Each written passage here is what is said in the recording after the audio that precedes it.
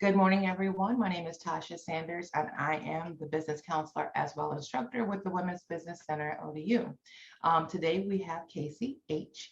from Squire, who is the last name I'm still working on trying to pronounce it. I apologize. Too hard.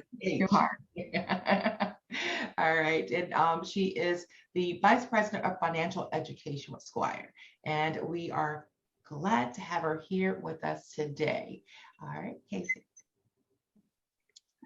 Thank you, Tasha. Hi, everybody. My name is Casey Hallilay. I'm joining you today from Squire. I'm the SVP of Financial Education.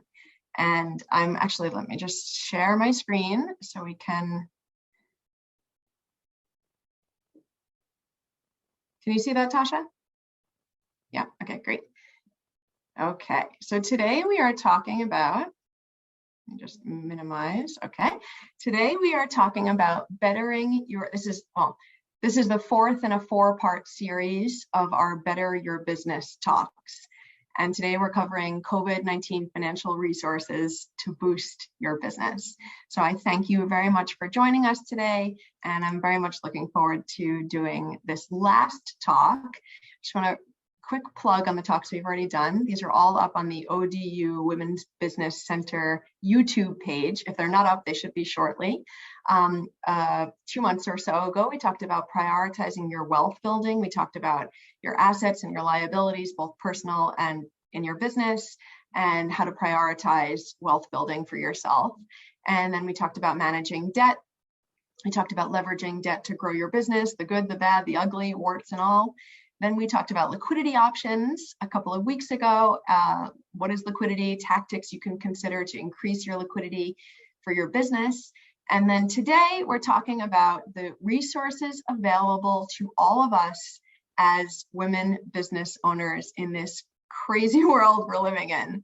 So we're going to talk about some challenges that we face, both pre, post, during COVID, just because we are women and women business owners, and things that we can do. And then we're going to spend some time resource sharing. So I do hope that you will share resources with us, because I think that in this time, it's not just about PPP. There's lots of other things that we need to help support each other and build communities so that we can help share resources with each other, talk about things that have worked, haven't worked, good stories, success stories, horror stories, all the good stuff. So I do hope you'll consider volunteering to share some of your stories. So I just want to tell you a tiny little bit about myself before we get started. I started my career on Wall Street. I traded currencies and foreign exchange for a few years with hedge funds. And then I spent the bulk of my Wall Street career trading derivatives, credit derivatives, which was exciting and challenging, trading derivatives at the top of your lungs with a bunch of traders. So in 2009, my husband and I were blessed with our first child, and I had a hard time coming to terms with the type of mom I wanted to be and the type of career I had chosen. So I decided to take a break from working for a couple of years to start our family. And not being the kind of person that does anything by halves, I ended up pregnant with twins when my first child was 9 months old. So I had 3 kids in under 16 months. And then I went back for a fourth a couple of years later. So I ended up with 4 kids under 5.5 at one point. So it was a really busy time and challenging in many ways, as anybody will know if they're a mom. But I guess maybe I didn't find it was challenging enough, because I decided during that time to start my own business. And I started a business teaching financial literacy to students and young professionals. And I guess ultimately I am deeply passionate about financial literacy, as anybody that has ever sat through one of my talks will tell you. And I believe that we all deserve to feel financially well. And so that was my business. And I had I had some unbelievable experiences speaking at some large universities, and small, and corporations and nonprofits and law firms and media companies and all sorts of wonderful places. And I really, really continue to love teaching financial literacy. But what ended up happening, and I don't know if any of you have this experience in your business, I ended up spending so much more time building my business and running my business than doing the thing that I actually wanted to do, which was teach. And so in the beginning of the pandemic, I was introduced to the fine people at Squire, and long story short, we merged our businesses together, and now I'm spending most of my time teaching, which has been really, really wonderful. So I join you today as a woman, as a mom, as an entrepreneur, as a financial literacy teacher, as a homeschooling teacher, as a housekeeper. It feels like sometimes a laundress, it feels like sometimes, which is not a very fun part of my job, but and not one that compensates very well. But I'm an Uber driver, I'm a housekeeper, a gardener, all the things. But ultimately I'm a mom, I'm a woman, I have an entrepreneurial spirit, and you know, it's been a hard year. So that's where we are. That's where I'm coming from. I really thank you for being here today, and I look forward to spending the next 30 or 40 minutes with you. So let's get started on the meat of what we want to hear, what we're here to talk about: the impact of COVID on women-owned businesses. So for every dollar that a private company generates in revenues, this survey says that in 1997, women-owned businesses were generating 37 cents. Fast forward to 2019, women-owned businesses were generating 30 cents for every dollar a private corporation was generating in revenue. And this survey hasn't been updated, but I think the big question mark is what is happening? What's going to happen to all of these women-owned businesses with all of the other things, all of the other jobs that we're also all doing? I don't know if any of you are a professional laundress either, but there have been a lot of, as I'm sure we all know, it's been a really, really rough year on women-owned businesses. So it won't come as any surprise that we're struggling, and we are here to resource share. So what are we going to do today? We're going to talk about the challenges that we face as women business owners, and then we're going to talk about what we can do about it, and then finally spend some time resource sharing. So what are some of the challenges that we face? Oh, and I also wanted to say that please feel free to take yourself off of mute, pop things into the chat. I'm not going to check the chat the whole entire time because I just find it too distracting. But if Tasha finds anything that is worthwhile, a questioner, just please take yourselves off of mute. I'm very happy to stop the conversation to talk about anything. So, so what are some of the challenges that we face? Well, we have this existing gender pay gap that I'm sure we're all aware of. For every dollar that a male earns, we as women are earning 82 cents. That number is probably lower for women business owners, but we've had this gender pay gap that existed long before COVID. We also have a lack of funding when it comes to starting our businesses. I think in 2020, venture capitalist firms doled out something like $58 billion to startups, and a mere 2% of that went to women-owned businesses. We also have a confidence gap. This may be perhaps my least favorite part on this slide. We have a confidence gap, and it's been documented. It happens in corporations, it happens in our own businesses, it's happening all over the place. We have a situation where we typically tend to start businesses in saturated markets, it turns out, making it even harder for us to thrive and survive when we start our own businesses. And then, of course, we have these family obligations. We have the little people we have to take care of, as well as the older people. We have the in-laws, we have our own parents who may be aging. And so we face challenges, as I'm sure many of you are well aware. So let's just talk specifically about what's happened during COVID. I won't say that it's in the past, because I think we're still obviously very much going through COVID. So this is where we are, snapshot in time.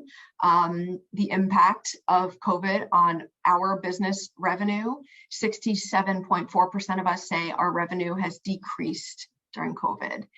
41% of us have applied to the PPP, and 34% of us have applied for an EIDL, an emergency injury disaster loan. So a quick horror and success story. This woman, this owner of Sprinkled Pink, says this whole process is just horrendous, referring to PPP. Just keep trying. Don't apply at one lender and think that it's taken care of. We applied at 6 and the last one came through in just 24 hours. Plan for the worst case scenario. Don't be counting on these funds, because this should teach us all a lesson as business owners. We should be prepared for this to happen again, because it should. So I'm just curious, has anybody here applied for a PPP loan successfully, not successfully? Does anybody have a story that they would be willing to share with us about how their PPP experience went? I hear lots of stories of people that find the process is really confusing, really, really difficult. Sometimes, as this woman said, she had to apply many times before she actually got some funds coming through. People didn't know when the funds were going to come through. We have one comment that says, "Don't bother, seems too complicated." This is for Lisa. You didn't bother applying. Yes. Okay. Yeah. It seemed like a very, very complicated, overwhelming process. That's a very, very common thing. Thank you for sharing that. So what else are we doing? We are adjusting our business model. We are trying to market and promote our businesses in different ways. We are streaming classes or services, going digital. We are offering new products and services. Sorry, I just want to read out one more comment about PPP. I'd like to, but I haven't submitted my application yet. I'm also hesitant to take on an additional financial obligation. Yeah. Although some of these loans are grants and they become forgivable, some of them also have very low interest rates. But yeah, I completely get that. And then I got another same here. Yes, thank you very much for sharing that. Now, if I could just figure out how to close my chat. Okay, please keep the comments coming, because as I said, I think being able to share things and experiences will help us all. So as I said, we are marketing and promoting in a different way. We're streaming classes or services. We're trying to go digital, and we are trying to offer new products and services to meet differing demands in the marketplace. 24% of us have had our supply chain disrupted. 20% of us have been dealing with issues related to mental health. These are women business owners. And 20% of us saw a drop in demand. So I want to take a second to focus on this thing, because it is everywhere. Everybody, not just women business owners, private corporations, all sorts of employees, everybody from the top to the bottom is dealing with issues related to mental health. And here are just some comments. I worry about our team. I worry about people who live alone. I worry about our parents who are juggling their own work and supporting their kids' schoolwork and all the stress that comes along with that. I worry about our people with a lot of family, all jostling for space and attention and little ability to get away. Does anybody want to talk about anything that any experiences they've had dealing with either themselves or their employees, or any other situation that they've had when it comes to dealing with the stress that their employees are under or they're under themselves? I'd like to share something. Thank you. Yes, I am a grandmother, and I'm trying to grow and finally succeed with my business, but I have, my husband and I have custody of 3 grandchildren who are school age. So it's so difficult juggling virtual instruction and having to ensure that they're doing their assignments, they're focused, so it's back and forth. And then when I finally sit down to try to do something that I need to do for my business is very difficult, very discouraging and burdensome to try to do everything. I'm right there with you. Are the kids back in school yet? No, they're not. Just 2 days a week. Those are the shortest days of the week. And the other 3 are the very longest days of the week. I have 4 school-aged kids. Yeah. I'm sure that you and I are not, I'm 100% sure that you and I are not the only people dealing with that. Running a business while homeschooling may perhaps have been the hardest thing I've ever done in my whole life.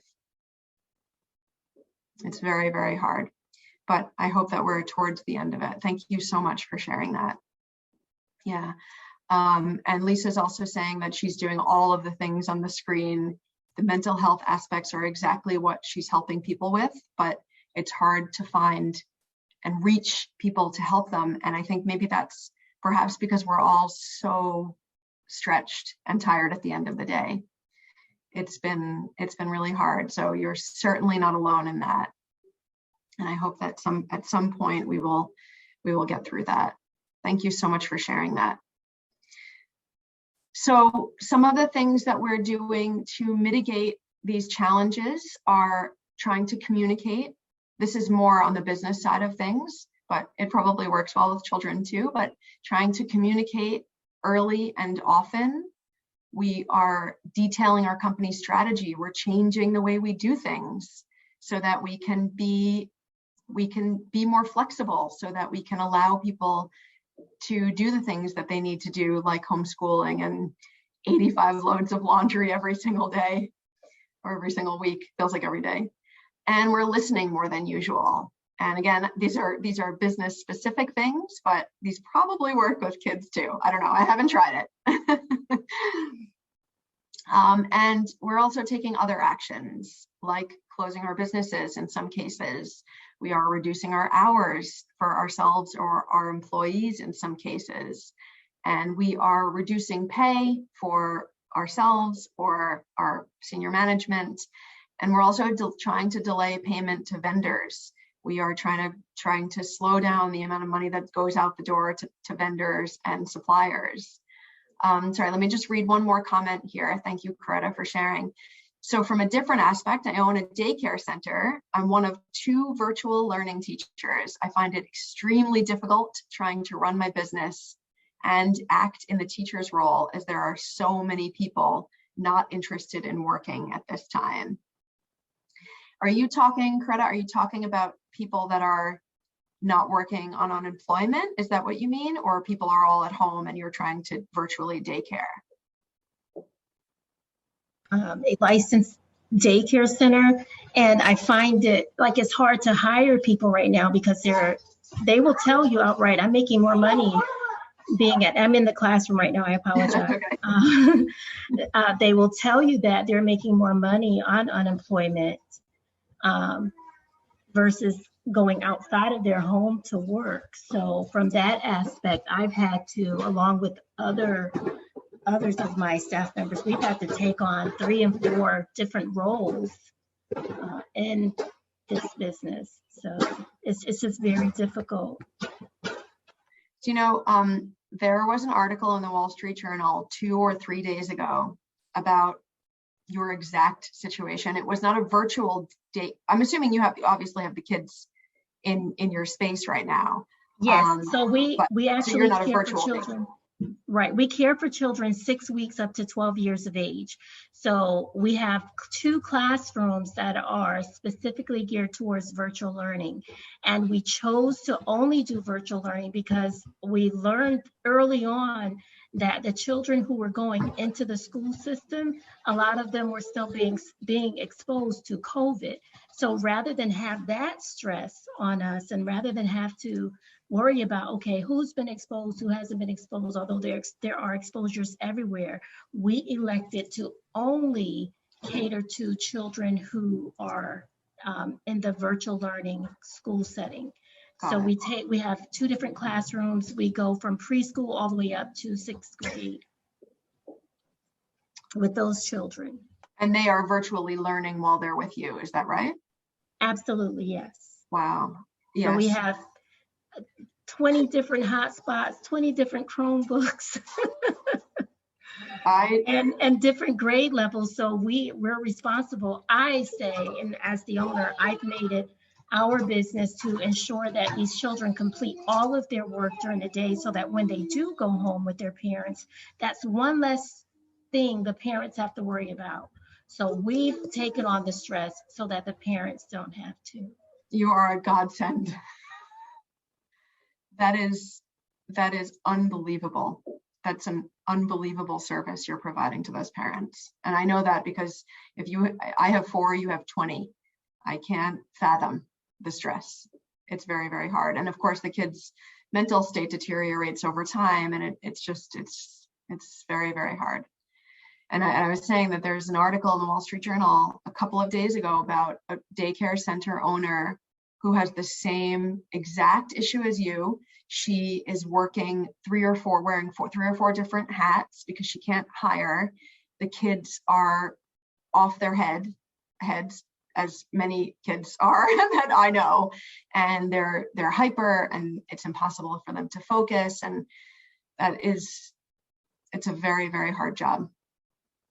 But if it helps, an unbelievable service that you're providing to people.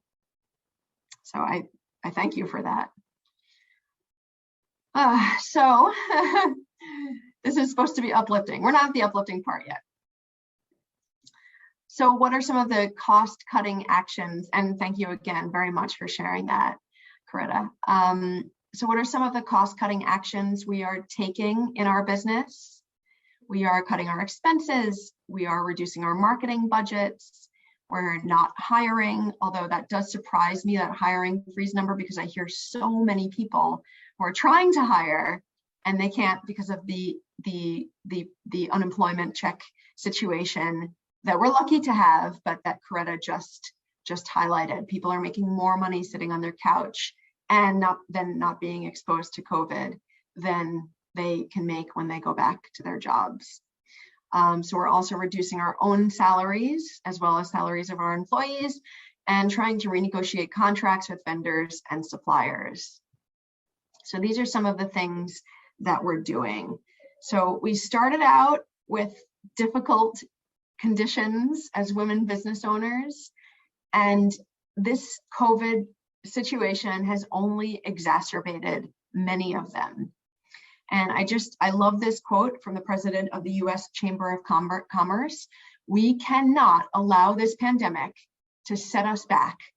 We just cannot allow that to be the case. So I want to spend the rest of our time together talking about the things we can do, and then resource sharing, the things that we've done that have worked, things that haven't worked, ways we're dealing with the mental stress of all of this stuff, the child rearing and whether they're our kids or not, the laundry, the laundry. So we talked about the challenges. So let's talk about some of the things that we can do. And I'm going to throw a few things out there that I have found that have worked for me. And then I would love it if anybody would be willing to share some of the things that they've done, that they've found success in doing, even if it's just a glass of wine at the end of the night, or meditating, or downloading with your sister or your spouse, anything at all that has helped you get through this time. So what are some of the concrete things that we can do? There's some hard things we can do, not hard as in difficult, but there's some, I like to separate things into hard and soft. Some of the concrete things that we can do is, one of the things we can do to get back on track is to become a certified women-owned small business. So I want to talk a little bit about what this is, and then I would be really curious if anybody on the call has done this or has any experience doing this. So let me tell you what exactly this is first. So there are 2 different designations: women-owned small business and economically disadvantaged women-owned small business. So what these are once you get this certification, it gives you access to government contract funding. So I'll explain that again in a little bit more about that in just a second. But I want to talk to you about what you need to do in order to become a women-owned small business.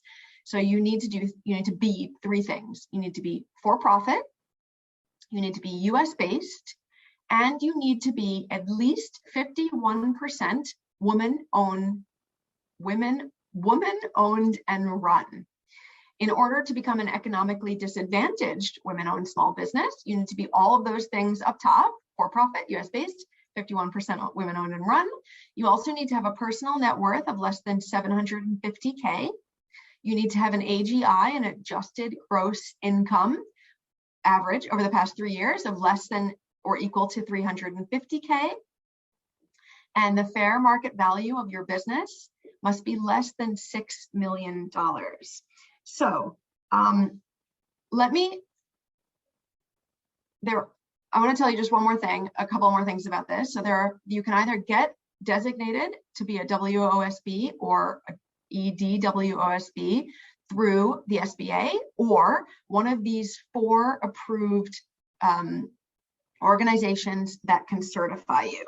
And there are so many different industries on the list where you can get access to government funding. I won't list them all. There are 445 industries total. 364 of them are designated specifically for WOSB, and 80 are designated for EDWOSB. They range from the super, I'll call it generic, not to offend anybody, but the bakeries and the nail salons, the jewelry making, administration, management, consulting, barbershops, hair salons, beauty salons, trucking, sort of normal-ish jobs, I'll say. Again, hope I don't offend anybody. And then there are all these off the beaten path type jobs like forestry and tortilla manufacturing and elevator and moving stairway manufacturing and wood kitchen cabinet manufacturing and button manufacturing and all sorts of things. And then there's some very vague industries like all other personal services and other similar organizations and religious organizations and business associations and professional associations and political organizations. So there are some generic, there are some vague, there are some esoteric. There are lots and lots of different industries that are available for funding. So I'm just going to read some comments out. So Rachel says, I'm trying really hard to complete the WOSB certification process. I've contacted the SBA to no avail. Rachel, will you tell us a little bit about that? You have filled out all the applications through the SBA, it sounds like. Yes, I've completed everything through SAM and everything that came after that. I have a cage number. I have everything that I need. And when I go to claim my business through the beta certify site through the SBA, I keep getting a message saying that I don't know, it's just an error message saying that to check and make sure that everything's completed through SAM, which I've sent them screenshots to show that I have green all the way across the board, which means, okay, everything's done. I'm ready to go to the next step, and I'm unable to get help from anyone. So it goes from SBA, and then they tell me, oh, you need to talk to federal, and then federal says, oh, you need to talk to SBA. So that's where I am. I've done everything, literally, there's nothing left to do but be certified. So I don't know if you saw this in the chat, but Lisa says she's SWA. Yes. And she said, contact the ODU Women's Business Center. They have people. Yes. And I had already told her that I would reach out to her. Yes. Okay. Yes. Okay. And I'm excited about that. Thank you. Good. Oh, that makes me very happy. That's exactly what we're here for. So thank you both. That's wonderful. So I just wanted to also highlight one other thing. That in 2009, the SBA's contribution goal to small businesses was $233 billion. And in 2020, for the second time ever, they reached their goal of distributing the 5% that they try to distribute to women-owned small businesses. In 2020, they reached that goal for the second time ever. So I hope that you continue to try and you get that government contract or whatever it is that your business is doing, because there's a lot of money out there for us. And I'm sorry that it's been such a difficult process. So what are some other things that we can do? We can seek out and speak to service providers that have services that are specifically looking to help women entrepreneurs and women-owned businesses. I'm just gonna note a couple of them here. So just again, these are just some examples. I would love to hear if anybody has any other examples. MasterCard is offering extra cybersecurity protections. They offer market intelligence data, and they have these mentorship and networking programs that they offer. I don't know if you've ever heard of the Cartier Women's Initiative. I actually applied for this grant. They provide grants for businesses in 2 different designations, a sustainable, social, and/or environmental impact. And they just opened up in the past year, I think, a science and technology pioneer grant. This other website that I found that is both, I wrote at the end, it's both simple and far-reaching, and it's also regional and national. They have so many grants available for women on this website. There are specific ones for geographic regions as well as national and global ones. There are also really simple grants that are available, but also pretty esoteric ones as well. So that's a really great resource available to women. So these are just 3 very random examples of companies that are providing access to women to help them build and create their small businesses. So this is, again, super random, but does anybody have any stories or resources that they would like to share with private companies that are helping women-owned small businesses? Hi, this is Lisa. Yes, I can't remember exactly where I heard about it. It might have been through the ODU Women's Business Center, but I do know that they know about it. I applied several months ago for a grant through the United Way and LISC, L-I-S as in Sam, C as in Charles. And I ended up winning a $10,000 grant for my business. So you can look that up, and they still have money to give. So I would definitely pursue that. The form to fill out was really easy. And I think I heard back, it was definitely under 2 months from filling out the form and hearing that's back. a forgivable grant, not a loan. Yes, exactly. Terrific. That's great. What does LISC stand for? Do you know? I forget. Okay, great. Well, I'm gonna, I have a lot of resources to share as well after this. When we get into the 3rd section, anybody else have any other resources or grants that they were able to get during COVID? I actually had a question. What about people that are trying to do startups? So they haven't initiated the business yet, but they have a startup idea and they need money to be able to invest into the idea. Do you have anything like grants for that? There are, well, again, this Grants for Women website it's deep. It's really deep. I also think that there's lots of funding out there for businesses that are starting without any revenue, just an idea, a twinkle in your eye, as they say. So yeah, but I'm going to go through a lot of different resources in just a couple of minutes. So maybe we'll come to something. I think that I have a long list, so I'm going to go through them. So I think that there are a couple of things in there. Awesome. Yeah. Thank you. You're welcome. Okay. All right. So let's move on to that. And again, if anybody has anything, Lisa, thank you for sharing that list up on the chat. Just pop things into chat and we can discuss it as things come up. Oh, and yes, 757 angel investors. Yes. Yeah. Or isn't it? Or 37 angel, 37. What's the other one? 37. 757 is our area code. Oh, is it? Oh, okay. So that's a more specific. Yes, Yes. There are so many that it's impossible to list them all. But yes, there are so many out there. So so another thing that has helped me in the past a lot is joining a women's entrepreneurial group.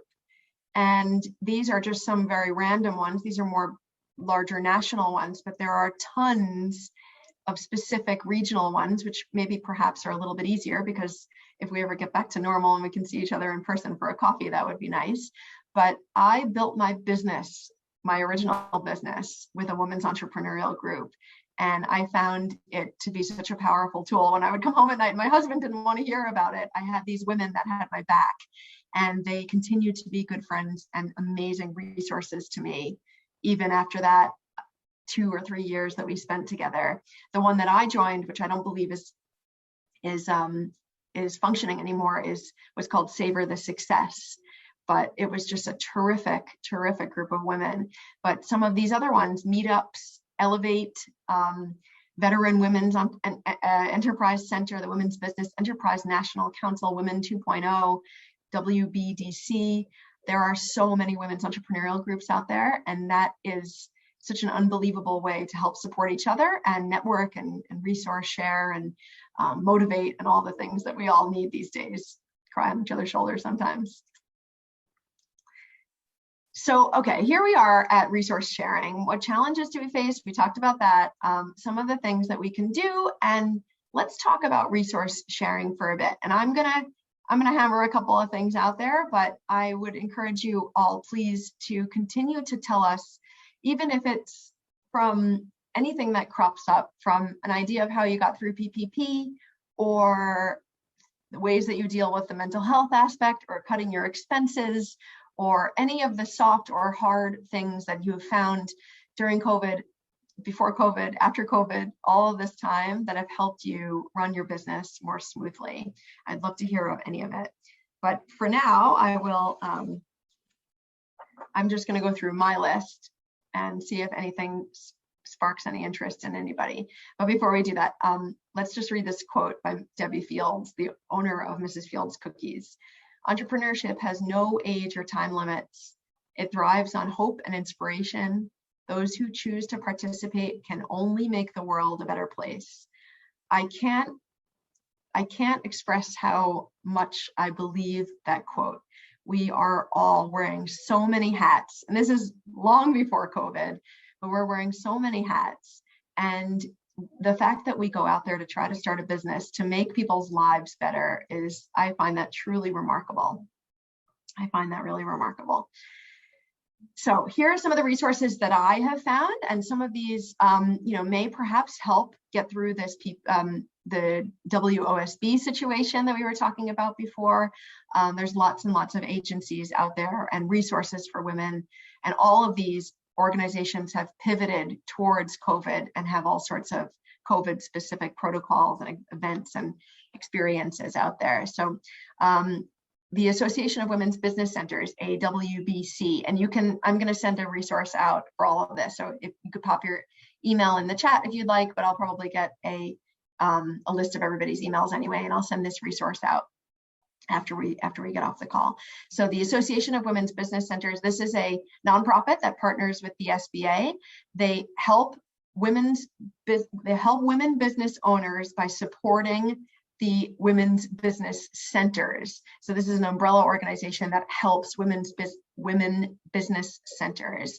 And they are offering all sorts of COVID type programs like this talk specifically, or general, lots of talks generally. The Center for Women and Enterprise, CWE. This is a regional nonprofit. We all know now that many of you guys are down in Virginia. I happen to be in New York in the Northeast. This particular organization works with women business owners in the Northeast, Massachusetts, New Hampshire, Vermont, that kind of stuff. But they provide education, training, technical assistance, microloans, certifications, and they have a great website for all sorts of COVID funding and resources that you can take advantage of. It may be more regional in this particular case, but they have a really great website. They have disaster assistance, legal resources, accounting help, that kind of stuff. It's a great website, as well as updates on government measures, but that's probably more statewide. Ladies Who Launch, they have these great digital events. Their mission is to support, celebrate, and educate women entrepreneurs throughout the world. And they have an online academy and a newsletter. And so during COVID, they have this launch program for women business owners who have been negatively affected by COVID. They have this program, which is offering grants, like I think it was Lisa that was saying. You can get a cash grant up to $25,000. I think they go from $2,000 to $25,000. And then you become part of this 6-month program that supports you through the next 6 months to help build and grow and support your business. And so to get you through this challenging time and to get you back on track, it says. Another organization, Moms as Entrepreneurs. This is a nonprofit with a mission to support the mom entrepreneur community. I love this. They provide training and financial education and classes and events, mostly virtual at the moment, but hopefully at some point in person, we'll see. They offer funding, and if this is actually an interesting organization because they're offering support to women entrepreneurs, but specifically ones that have been shut out of government loans or other funding during the pandemic. So they're giving, I think, smaller grants. I was reading between $500 and $1,000, but for women-owned businesses in all industries. And one of the things I love about this is that with your grant, you have to commit to support another mom entrepreneur during that time, which I think is terrific. The National Association for Female Executives. The National Association for Female Executives. These women, these people, sorry, they're probably mostly women, but they promote and support women in executive positions, including women that own and run businesses. They have 60,000 members. So this is a deep and widely run and long-term organization. They provide education and networking and advocacy and all sorts of great things. The National Association of Women Business Owners. This organization's been around since 1975. And they represent and advocate for women entrepreneurs all over the US. This may be a great place to start to look for help getting through that PPP process, or the women-owned small business process. They have online events and resources to help women-owned small businesses or women-owned businesses, I should say, across all industries. These people are considered a thought leader when it comes to female entrepreneurship. The National Women's Business Council, these people focus on giving access to capital. They focus more on the STEM space, so science, technology, engineering, and math, I think. They also focus on rural entrepreneurship, which I think is interesting. And they have webinars and roundtables and get-togethers and public meetings on all sorts of topics. Really interesting organization. The Office of Women's Business Ownership. I love their mission is to enable and empower women entrepreneurs through advocacy, outreach, education, and support. They are part of the SBA and they give management and technical assistance to women business owners, especially socially and economically disadvantaged women business owners. And they are given training and counseling on a vast array of topics when it comes to starting and growing and building a business. They have lots of different, I forget how many languages they are translated into, but it's wide reaching. And this is a great organization for information on PPP loans, EIDL loans, the Restaurant Revitalization Fund, the Shuttered Venues Grant, the SBA debt relief, and also cross-program eligibility. If you apply to one, are you eligible to apply to another? So it's a great website. And this organization, whose logo I love, I feel like that most mornings when I get out of bed, the BWBOEE, Black Women Business Owners, Executives, and Entrepreneurs. This organization describes itself as an evolving organization of established business owners, creative entrepreneurs, and women in key decision-making positions within the government and major corporations. They have tons of events and programs. This is a member-only organization. And then finally, the Female Entrepreneur Association, they have tons of they have a big online community, but they have tons of events and webinars and classes and resources and everything, lots of educational content. They have 10-minute master classes that I really like. They offer global connections, and their mission is to empower women to turn their ideas into a reality, build successful businesses, and live a life that they love. I could not have said that better myself. So those are the resources that I wanted to bring to you. Does anybody have any thoughts or ideas or resources that they want to share with the community? You can put it up into chat, or we can chat about them openly. I'm going to take us off of share so that we can all see each other.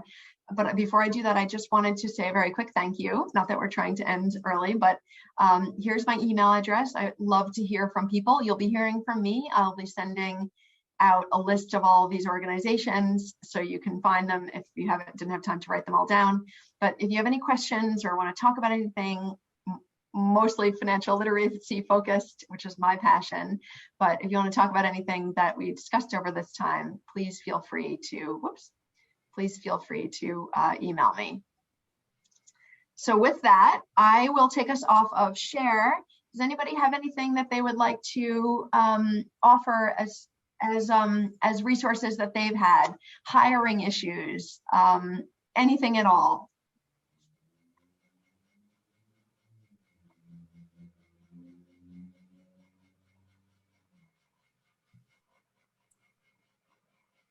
One of the things that I keep reading about in the newspaper, I read the Wall Street Journal every single day, that's my newspaper, but is how hard it is to hire. So hard to find people that are willing to stop taking unemployment checks and come back to work. Maybe because they're afraid of getting COVID, of course. But sorry, Lisa, did you have something to say? No, okay. Maybe because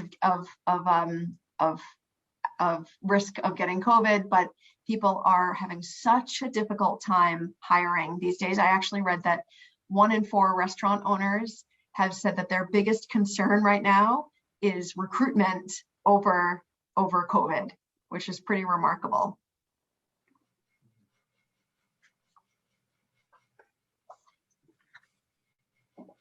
Well, hi, everybody. While you're thinking about last minute things, I just wanted to let everybody know we will be sending out a survey after this workshop, and it helps us with the more replies to the surveys that we get for future funding to be able to bring you programs like this. So please reply to the survey. It'll come through Constant Contact.